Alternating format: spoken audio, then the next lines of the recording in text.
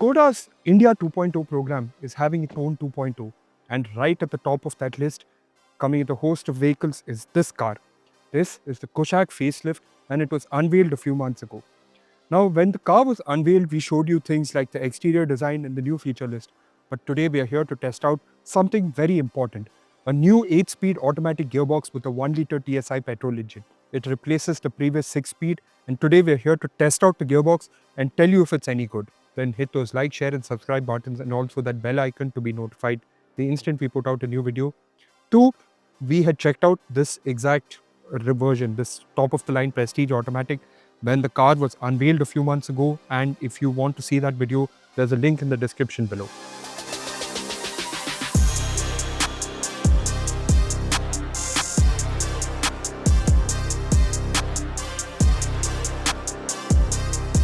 One of the big updates to this facelifted Skoda Kushaq midlife update is a new 8-speed automatic gearbox. There's no change in the engine numbers. You get 114 bhp and 178 Nm of torque, and a 6-speed manual is still available. But in place of the 6-speed torque converter automatic, there's now 8-speed torque converter automatic. And at least from Skoda's perspective, they say that it's better for the engine and better for Indian road conditions there, especially in hot places where it will put a lesser strain on the engine, and I guess in the larger scheme of things also help in improving fuel efficiency, mileage, that all important word that's crucial to the Indian buyer, especially in this sections of the market. It's kind of the point where it's crucial, especially with this engine in this car, because you also get this with a 1.5, right? 1.5 is the more exciting engine to drive. Anyway, now as a gearbox to use, this is actually very intuitive. It's a very smart gearbox, keeps you in the right ratio without any difficulties, as you would expect of an automatic gearbox in this day and age. If you leave it to do its thing in the background, it will do it perfectly. You're never wanting for more. You're never going to feel short of motivation when you need it.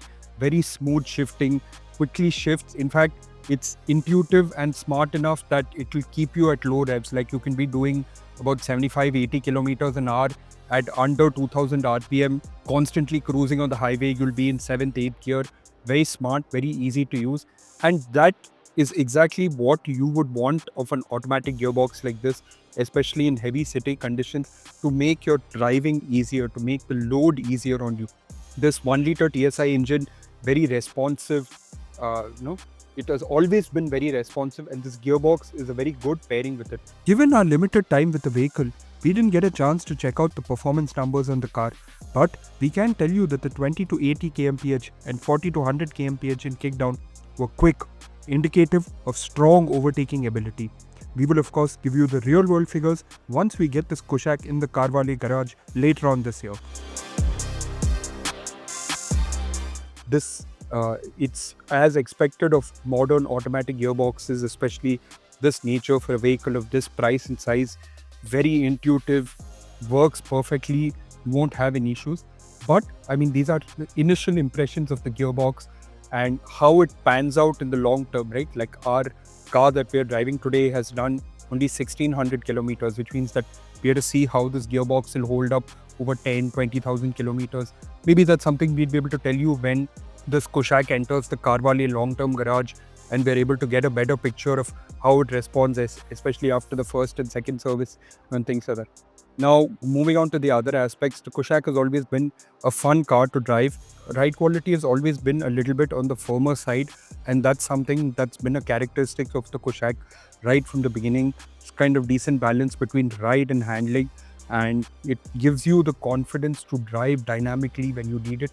But the little firm, it's not uncomfortable. What is not working out for this car, or what I think Skoda really needs to work on, is insulation. You can hear a lot of the engine, you can hear a lot of the tire noise, the seat ventilation mechanism is loud. So there you have it, our first impressions of this 8-speed automatic gearbox. This is of course going to become standard across the range. While Skoda has not officially said it, it's probably going to turn up in the Slavia sedan, and also going to pass on to both the Virtus and the Taygun facelift when they launch later this year. And this is expected to be a standard build, for want of a better term, across the Skoda range in the future. What do you think of this gearbox? Is there something else that you want to know? Let us know in the comment section below.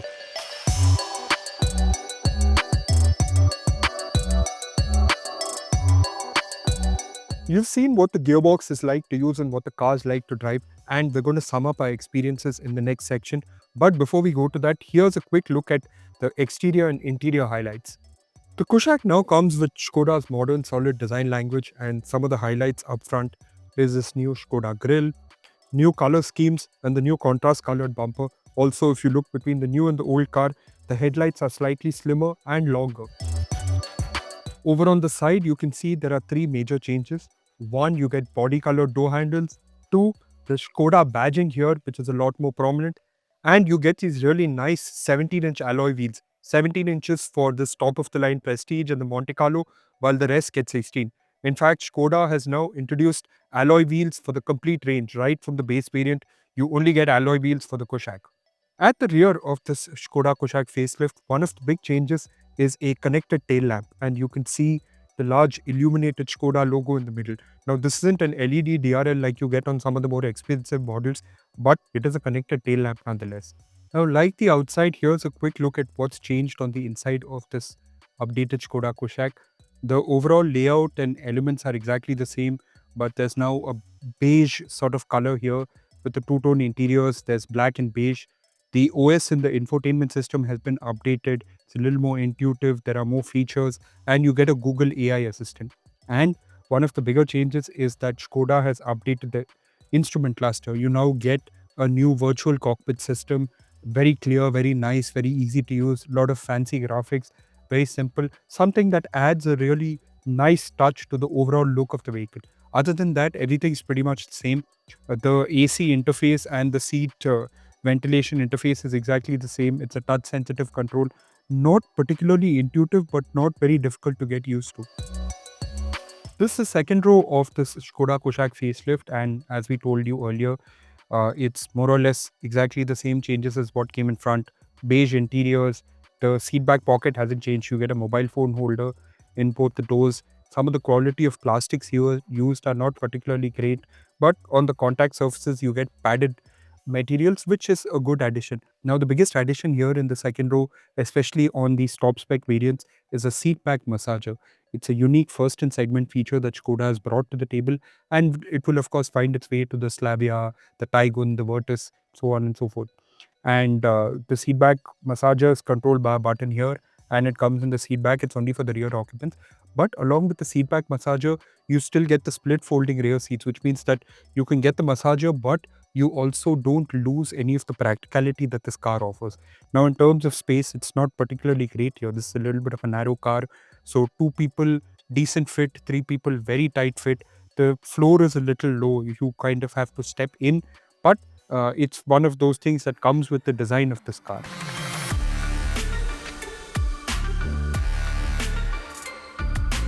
So we've got behind the wheel of this new Skoda Kushaq facelift, driven this 1 liter with this new 8-speed automatic, and as always, we'll be giving you our pros and cons in the form of a conclusion for what our experience is like with this car. Now, working in favor of this car, first is the 8-speed automatic gearbox.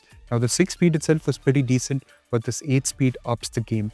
It puts lesser strain on the engine, which means that in our Indian road conditions, at least on paper, as Skoda says, it will be better for the engine life, and it will be probably easier on your pocket in terms of mileage. It makes driving a very easy experience, right? It's seamless. It runs in the background. It's an intelligent gearbox. You let it do its thing. You'll keep going in the background. But if you want to get involved, there's paddle shifters. There's also a sort of Tiptronic mode that you get with the gear lever below, and both are very responsive and make it a very enjoyable driving experience, right? The gearbox is seamless. You can be doing as little as 70, 80 kmph under 2000 RPM, which is pretty huge considering the size of the engine, but also considering the size of the gearbox. Consequently, at the same time, while the gearbox is efficient, it's easy to use and should, at least on paper, give us a good mileage. Something we'll be able to tell you when the car comes to the CarWale garage.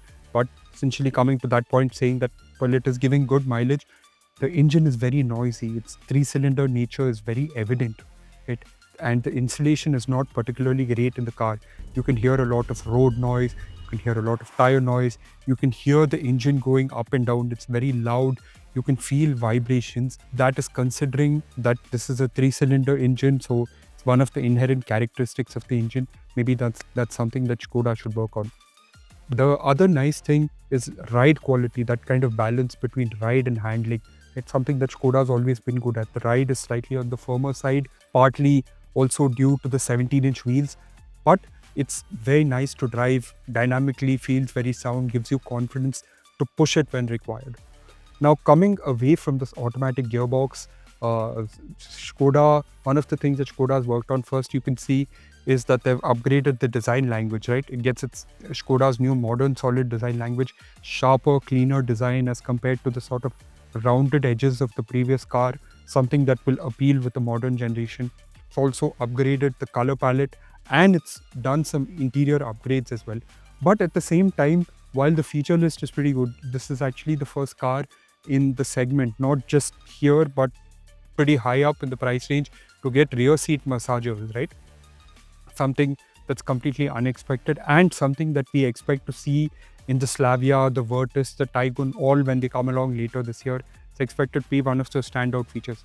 But like we had said in the unveiling, there's no indicator light on the massager, and there's no way to control the intensity of the massage. Maybe someone may find a way in the aftermarket.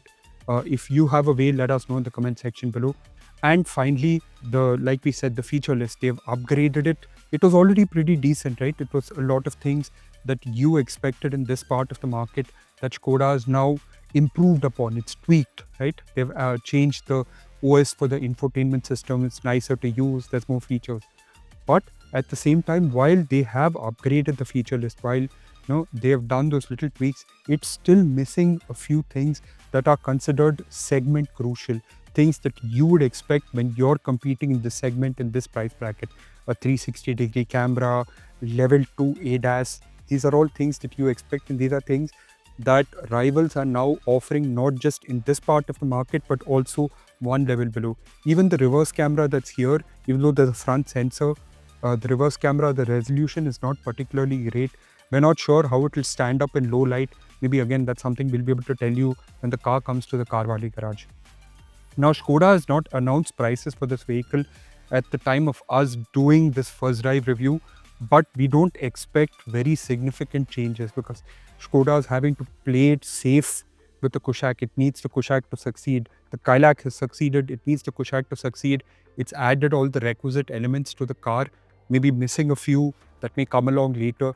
And of course, one point that we missed, it's still tight on space. Now, we've had multiple conversations with Skoda, and they said that this generation of the car cannot be changed. So the dimensions will go as it is. Maybe in the next generation, they are also looking at a 3-row vehicle, maybe with more space inside, wider inside, but that's in the future. So there you have it, our observations of this updated Skoda Kushaq.